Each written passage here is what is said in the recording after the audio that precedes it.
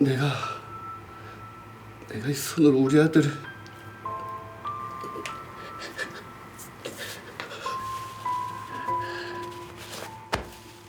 저는 아들을 죽게 한 죄인입니다.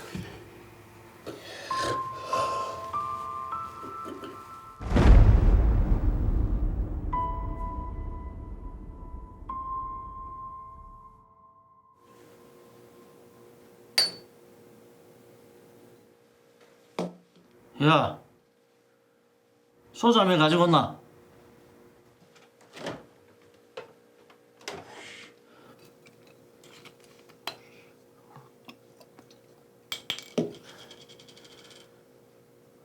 너가 엄마 어디 갔노? 모르겠어요. 뭐? 모른다고? 네가 모르면 누가 알아? 진짜 모르겠어요. 이게 어디서 하지 마라. 니 좀 따라와. 따라와. 이씨, 따라와. 이 새끼. 늘 술에 취해 있던 아버지는 툭하면 폭력을 썼습니다. 잘못했어요. 때리지 마세요. 나가서 너가 엄마 찾아온나? 안 데리고 오면 니도 들어올 생각하지 마라. 어? 더 말기 전에 빨리 안 찾아오나? 아, 자기가 찾으러 가면 되지. 참. 아내한테 어떻게 대하는지도 알 것 같네요. 엄마.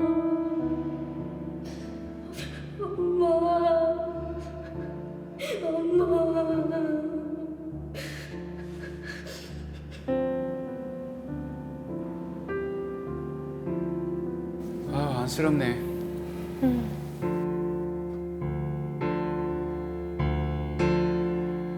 아버지의 폭력으로 얼룩졌던 삶, 성인 되고 나서야 겨우 벗어날 수 있었습니다.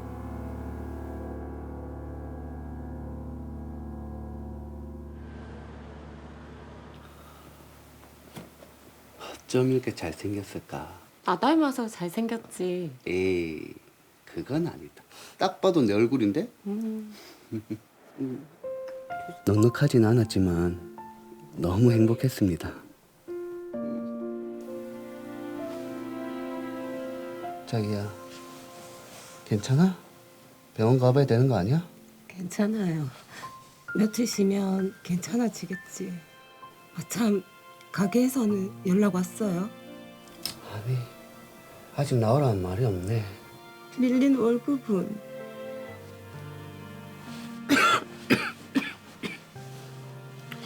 어떡해. 우리 당장 생활비도 없는데. 몸도 아픈데 너무 걱정하지 마라. 내가 다 알아서 할게. 우리 아들 깼나 보다. 누워있어라.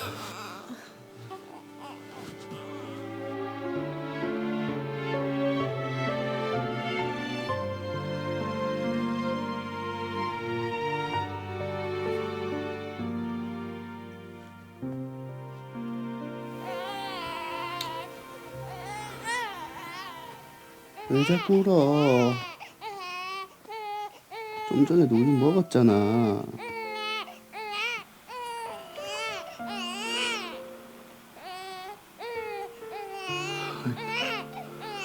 화내면 안 되지. 나는 절대 그 사람처럼 내 자식한테 안 그랬거든.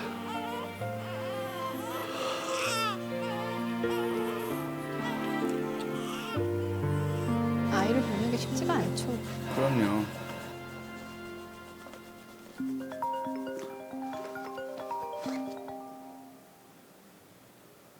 여보, 검사 결과가 나왔나? 나 어떡해. 암이래. 뭐? 암? 당장 수술해야 된다는데. 일단 집으로 갈게. 알겠다. 불행이 한꺼번에 몰려오네요. 그러니까 그러네요. 아우.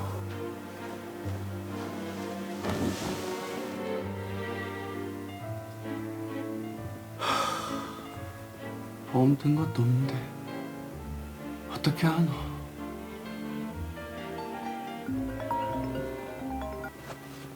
예, 사장님. 영수 씨, 코로나 때문에 가게 사정이 너무 안 좋아져가지고 문을 닫게 됐습니다. 예? 문을 닫는다고요. 아니 그럼 이때까지 밀린 월급은? 우리도 길바닥에 나앉게 생겨가지고 미안합니다. 아니 사장님 코로나가 정말 또 문제네요. 돌아버리게.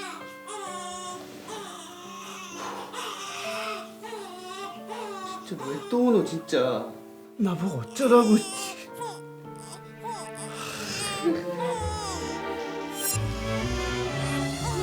미치겠다. 예감이 좋지 않네요.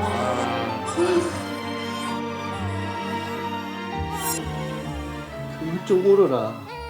나도 할 만큼 했다 이가. 진짜. 내가 무슨 짓을 한 거 봐. 승준아.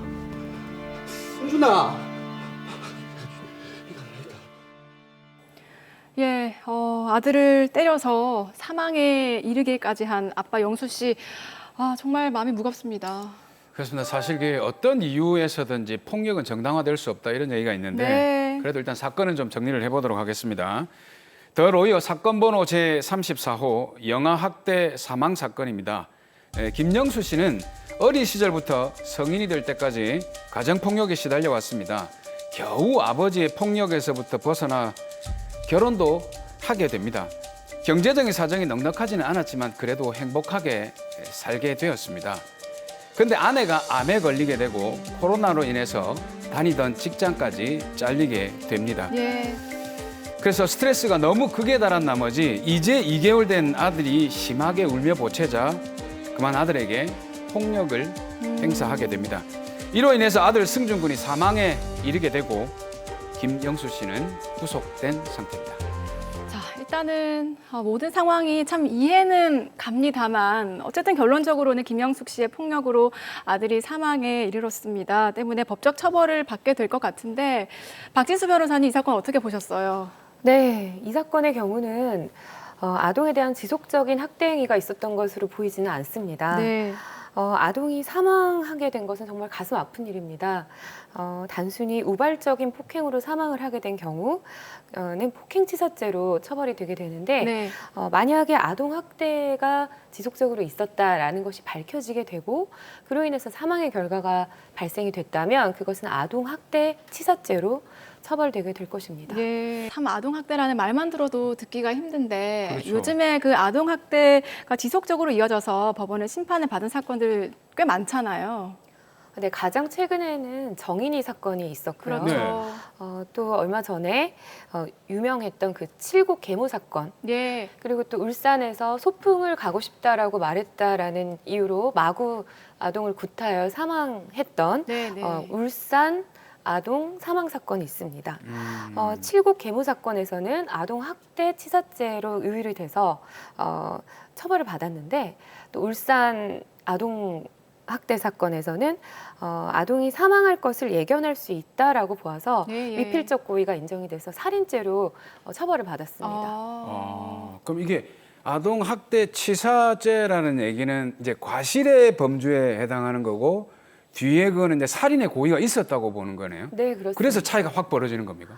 네, 그렇습니다. 아동 학대할 고의가 있었을 뿐 살인을 할 고의가 없었고 네. 아동을 학대를 하는 과정에서 사망의 결과가 발생하였다라는 네. 것이 아동학대 치사죄고요. 네. 애초에 그런 아동에 대한 학대 행위를 하는 도중에도 이 정도 하면 아동이 사망할 수 있겠다라고 예견할 수 있었다라고 본다면 네. 그것을 미필적 고의에 의한 살인죄로 의율해서 처벌이 가능할 것 같습니다. 그럼 이 처벌이 상당히 많이 달라지나요, 그러면? 그렇겠네요. 칠곡 계모 사건의 경우에 네. 아동학대 치사죄로 의율이 돼서 징역 15년의 그 계모가 선고를 받았는데요. 네. 울산 아동학대 사건에서는 그것이 살인죄로 의율이 됐습니다. 하지만 징역 18년 정도 선고를 받아서 물론 굉장히 큰 처벌이긴 합니다만 그러네. 또 사망한 아동을 생각하면 그 정도 처벌도 약하다고 생각되는 그런 의견들도 많이 있었습니다. 네. 이야. 자, 이게 좀 사건마다 결과가 다르게 나타나는데 아동학대 같은 경우에는 법적 처벌이 어떻게 됩니까? 네, 아동학대로 중상해가 발생될 경우에는 네. 징역 2년 6월에서 5년 정도가 보통 선고가 되고 네. 그 정도에 따라서 가중이 되거나 감경이 됩니다. 음. 아동학대로 치사의 결과, 즉 사망의 결과가 발생하였을 때는 보통 징역 4년에서 7년 정도가 선고가 되고 있고요.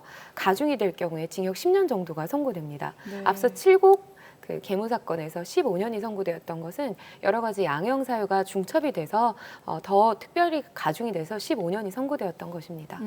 근데 드라마에도 영수 씨를 보면은 어렸을 적부터 아버지에게 꾸준하게 학대를 당했잖아요. 이런 네. 게 좀 인격 형성에 영향을 미쳤을 것 같아요.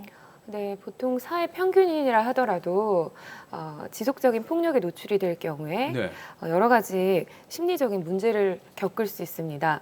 즉 공격 행동, 자해 행동, 우울감, 무기력증에 빠지게 되는데요. 네. 이것이 이제 아직 성정과 그다음 인격이 형성되고 있는 아동의 경우에는 훨씬 더 크게 작용이 됩니다. 예. 그래서 지속적인 폭력에 노출이 된 아동은 지능의 형성에도 저해를 겪게 되고요. 여러 가지 발달, 공감 능력의 미발달 그런 문제들이 발생할 수 있다고 합니다. 네. 그럼 영수 씨 같은 경우에는 어렸을 때 그런 상황이 순간적으로 아들을 폭행한 것과 좀 연관이 있을 수가 있겠네요. 네, 연관이 있다고 생각됩니다. 네. 그런 가족의 어떤 폭행의 그런 어떤 고리는 또 세대 간에 연결이 되는 경우가 많습니다. 아. 그렇죠. 그래서 가정 폭력을 경험한 사람은 자녀의 부정적인 행동에 자기가 받았던 그런 행동을 무의식적으로 또 반복하게 되는 경우가 있다고 합니다. 참 이 폭력의 고리를 끊을 수 없는 슬픈 또 사연인 것 같은데, 자, 그럼 김영수 씨가 어렸을 때부터 가정 폭력에 시달렸다는 그런 점이 형을 판단하는 데 좀 도움이 될 수 있을까요? 네, 저희가 변호를 하다 보면 왜 이렇게 끔찍한 범죄를 저지르게 되었는지 피고인에게 물어보게 되면 어린 시절의 경우 뭐 아동 학대 피해를 당했다라던가 해서 트라우마가 있던 경우가 많이 있었습니다. 그래서 저는 형사 피고인들을 변호하면서 그들의 어린 시절을 물어보게 되면 또 오히려 가슴이 아픈 경우도 많이 있었습니다. 네. 모든 책임을 또 가해자에게만 돌리기에는 우리 사회가 그들의 어린 시절을 좀 안전하게 보호해주지 못했다라는 그런 어떤 연대 책임을 느끼게 되는 그런 심정이 드는데요. 그러한 점을 변호에 반영을 하면 또 아무래도 또 감경의 사유가 될 수 있을 것 같습니다. 최근에 아동학대로 인해서 사망에 이르게까지 한 사건들도 굉장히 많았잖아요. 정인이 사건도 있었고요. 그렇죠. 네, 지난해 일어났던 정인이 사망 사건은 온 국민을 충격에 빠뜨렸죠. 예. 저도 그 뉴스에 나오는 정인이의 모습을 보면서 눈물을 흘렸습니다. 이후에 가정법원이나 여성변호사협회나 또 아동보호단체들에서 아동학대 시스템의 작용에 대해서 좀 돌아보고 있습니다. 과거 취약 연령이 되어도 학교에 나오지 않는 학생, 어린이 그리고 장기간 결석을 하는 그런 학생들에 대해서 전수조사를 한 결과 아동학대로 사망한 그런 사건들이 발견되기도 하였습니다. 예. 현행 법과 정책들은 아동을 보호함에 있어서 아직도 개선되어야 할 점들이 아직 많이 남아있는 것 같습니다. 야, 한계점도 있고 그 개선해야 될 점도 있다고 하니까 여기서 좀 속 시원하게 좀 짚고 한번 넘어가 보죠. 예, 어떤 한계점이 있을까요? 앞에 언급한 울산 아동학대 사망 사건에서 징역 18년이 선고되었던과는 달리 7살 손자를 때려서 사망에 이르게 한 할머니의 경우에 아동학대 치사죄로 징역 6년이 선고된 사안이 있었습니다. 좀 차이가 크지요. 그러네요. 그리고 밥을 남긴다는 이유로 아동의 뺨을 때린 보육교사의 경우에 징역 2년이 선고된 것은 좀 과중한 것으로 보이는데 또 정작 5살의 친딸을 담뱃불로 여러 차례 학대한 친모의 경우에는 또 집행유예로 풀려나는 경우도 있었습니다. 네. 그래서 아동학대 사건에 대해서 국민들의 양형 감정과 좀 맞지 않는 그런 판결들이 조금씩 있는 것 같고요. 우선 양형 기준이 좀 정비되어야 될 것 같습니다. 사실 아동학대 사건 같은 경우에는 형사처벌도 중요하지만 그 뒤에 사건 처리가 어떻게 되는지도 사실은 좀 궁금하거든요. 그렇죠, 예. 그 뒤에는 어떻게 처리가 됩니까? 아동학대 처벌법에 따르면 예. 아동학대 사건의 처리 절차는 크게 3가지로 구분이 됩니다. 우선 수사기관의 수사에 따라서 아동학대 행위가 있는지 수사를 하고 그에 따라 공소 제기가 되고 형사 처벌을 받는 그 형사 재판 절차가 있고요. 네. 다음으로는 아동학대 범죄이기는 한데 그것이 좀 경미하거나 한 경우에는 형사 재판이 아닌 아동 보호 사건으로 가정법원 관할에서 처리를 하게 됩니다. 네. 이것은 그 사건의 성질이나 동기 그리고 결과 그리고 아동학대 행위자와 피해 아동의 평소 관계나 그 개선 가능성 그리고 앞으로 원가정 보호에서 보호할 필요성이 있는지 여부 등을 면밀하게 따져서 그 어느 법원으로 송치할지를 결정을 하고 있습니다. 자, 일단 말씀하신 것처럼 형사 사건과 또 아동 보호 사건으로 처리가 가능한 건데 다른 또 방식도 있다면서요? 네, 요즘 대한변협의 그 여성변호사협회에서 피해 아동 보호 명령 제도에 대한 논의가 활발히 있었습니다. 예. 피해 아동 보호 명령이라는 것은 가정법원 판사가 아동학대 행위자의 격리 그리고 접근 제한, 아동 복지 시설에 대한 위탁, 친권 행사의 제한 또는 정지 등을 결정할 수 있는 그런 제도입니다. 그래서 형사 재판이나 아동 보호 사건과 달리 가정법원에서 수사기관의 수사를 거치지 않고 직권으로 또는 아동의 요청에 따라 또는 피해 아동 보호기관 장의 요청에 따라서 네. 직권으로 발동될 수 있어서 이런 아동학대 보호 사건에 있어서 신속하게 발동될 수 있는 그런 여지가 있습니다. 야, 지금 아동학대 사건 같은 경우는 사실 조금 그 결과 자체가 끔찍하기 때문에 맞아요. 예. 법적인 어떤 처벌도 중요하지만 사회적인 안전망을 갖추는데 좀 이렇게 노력을 많이 해야 될 것 같아요. 그죠?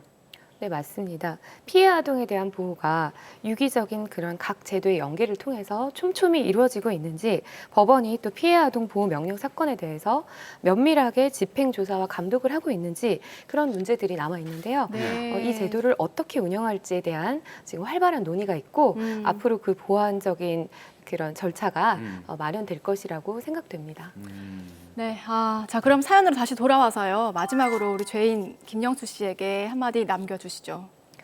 네, 김영수 씨는 우발적인 범행으로 아들이 사망하였기 때문에 국가적인 형벌뿐만 아니라 그 상상할 수 없는 마음의 고통을 또 겪고 있을 것 같습니다.